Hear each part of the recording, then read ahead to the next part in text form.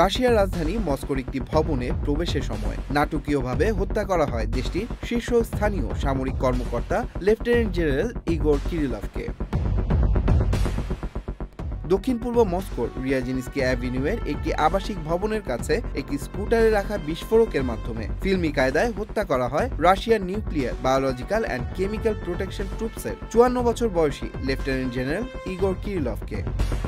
এর মধ্য দিয়ে প্রায় 3 বছর ধরে চলা ইউক্রেন যুদ্ধে রাশিয়ার ভূখণ্ডে দেশটির উচ্চ পর্যায়ের কোনো সামরিক কর্মকর্তা ইউক্রেনের হামলায় প্রাণ হারালেন। এই ঘটনায় তোলপাড় শুরু হয়েছে রাশিয়ার সামরিক দপ্তর থেকে শুরু করে বিশ্বজুড়ে।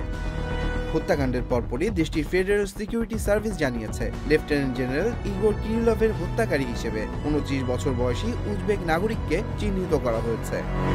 আটক সন্দেহভাজন উজবেক নাগরিকের জন্ম 1995 সালে। তিনি ইউক্রেনীয় গোয়েন্দা সংস্থার এজেন্ট হিসেবে কাজ করার কথা স্বীকার করেন।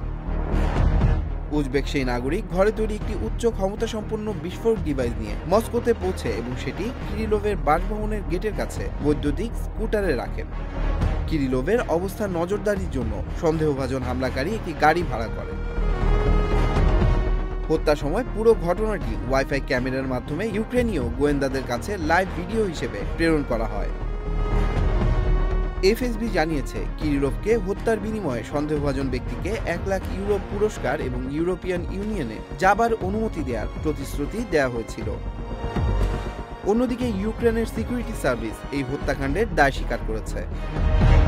কিয়েভের এক কর্মকর্তা জানিয়েছে কিরিলভ ইউক্রেন যুদ্ধে নিষিদ্ধ রাসায়নিক অস্ত্র ব্যবহারের নির্দেশ দিয়েছিলেন, তাই তিনি বৈধ লক্ষ্যবস্তুতে পরিণত হয়েছিলেন। এসবিইউ দাবি করে এটি তাদের একটি বিশেষ অভিযান। এ ঘটনার পর ইউক্রেনের প্রেসিডেন্ট ভলোদিমির জেলেনস্কি তার নিজের মৃত্যুদণ্ডে সই করেছেন বলেও প্রচার করা হয় রাশিয়ার সংবাদ মাধ্যমে। তন্ময় মাহমুদ, চ্যানেল আই অনলাইন।